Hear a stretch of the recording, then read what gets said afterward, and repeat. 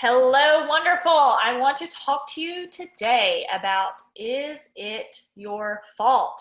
How much responsibility are you going to take? How much responsibility are you not going to take? Yes, you chose the relationship. For those of you who had a toxic partner, and it takes two to tango, right? So how much of it is your fault? And I want to talk to you about a mother.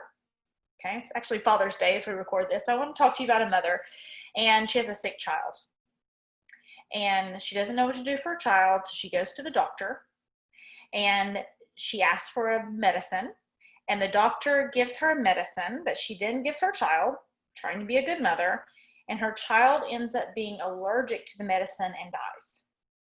Okay, it would be a horrible story. This is not a real story. This is an analogy to help you understand something. So daughter's sick. She tries to do the right thing, goes and gets the medicine, takes the medicine, gives it to her daughter, and her daughter dies. Okay. Even though her mother made the choice to choose that doctor, pick up the medicine, and give her daughter the medicine, would anyone say it was the mother's fault if she didn't know the daughter was allergic to the medicine?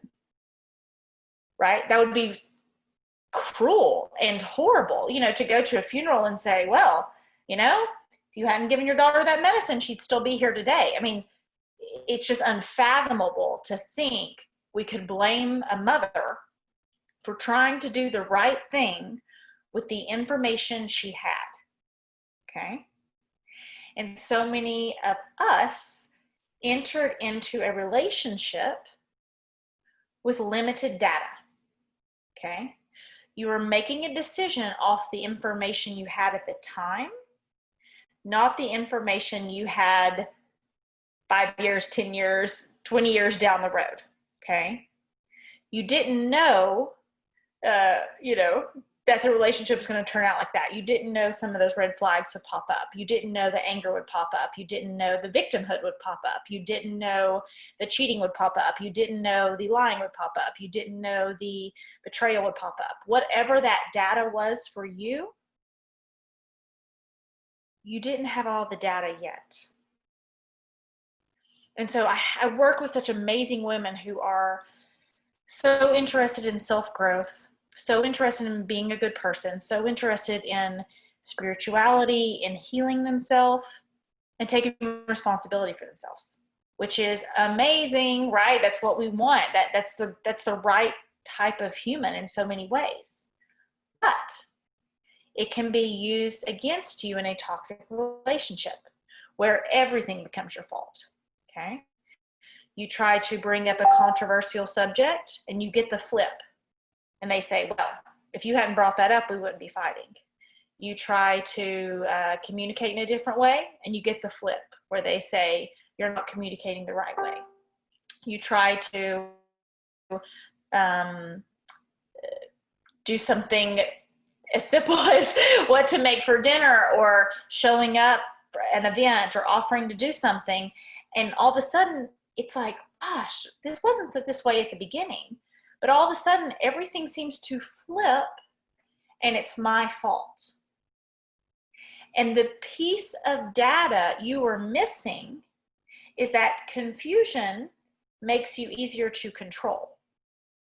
And when they get to make the rules, and they get to set the rules, and they get to break the rules, and your job is to follow the rules, which you don't realize because you would never do that to someone, right? We talked earlier about you would never go up to a mother in that situation and try to make her feel bad for something she didn't do on purpose. She didn't intend to hurt her child.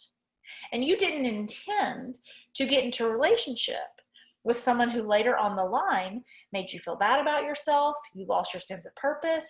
You lost your sense of self-identity. You lost your self-esteem. You gave and gave and gave and gave, and it was never your turn. You put up with things you never thought you would put up with.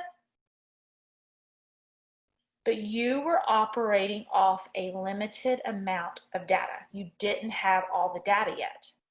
And when they were pulling the flip on you, right, and flipping it where if you weren't so selfish, this wouldn't have happened. If you hadn't brought that up, this wouldn't have happened. If you hadn't been talking to him, this wouldn't have happened. If you hadn't been late, this wouldn't have happened.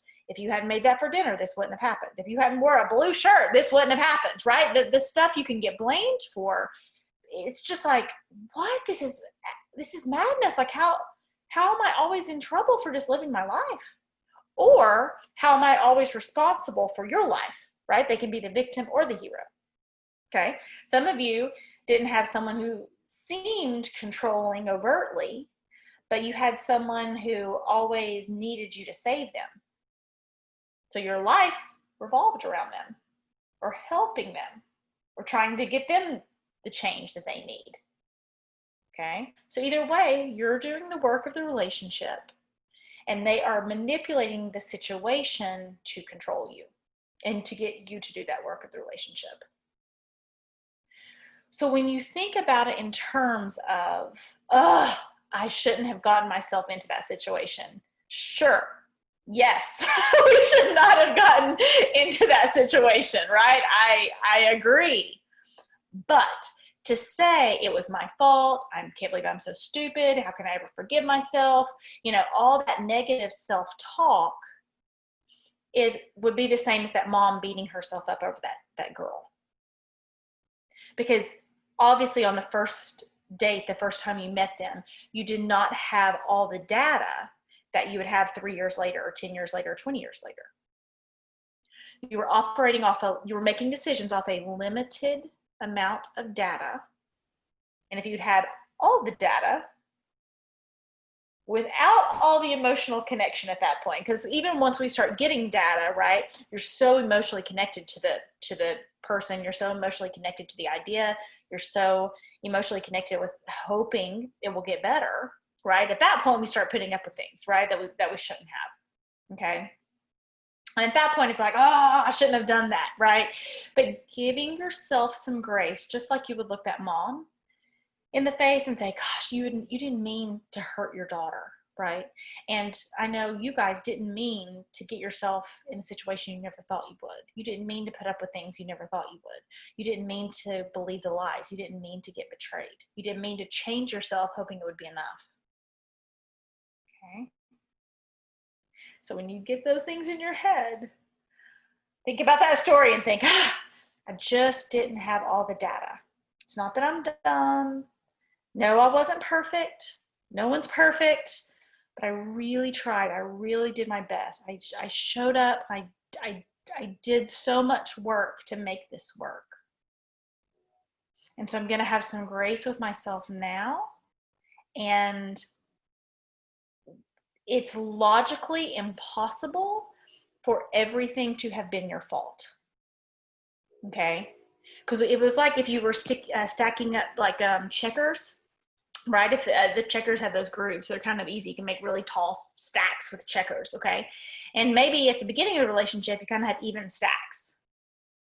But then, well, this is your fault, and this is your fault, and this is your fault. And so your fault stack was miles and miles and miles higher than their fault stack. Despite how much work you're putting into the relationship, you kept getting stacked with more, it's my fault, it's my fault, it's my fault, it's my fault, it's my fault. And they never seemed to take fault for anything. It was never their fault.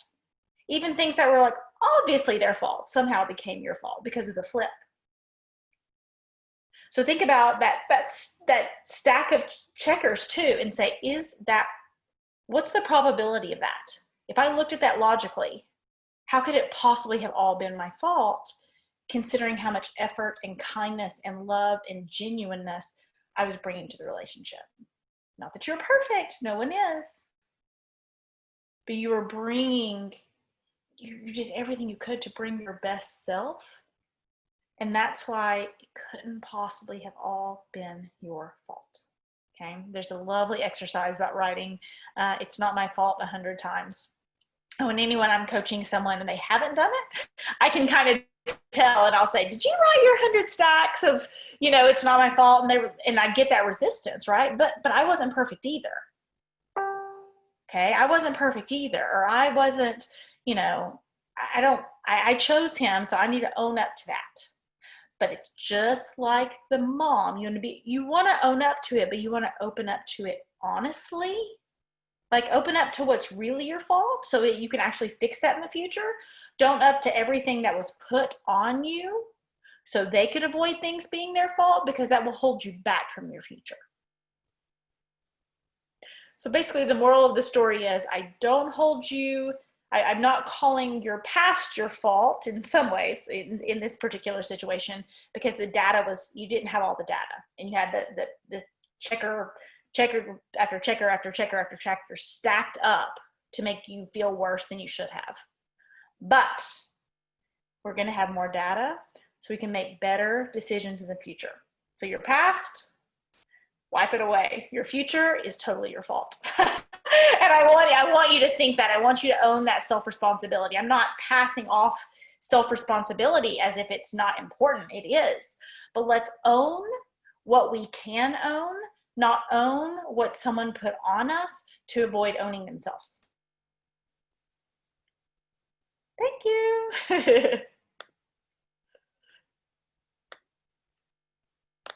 So I'm going to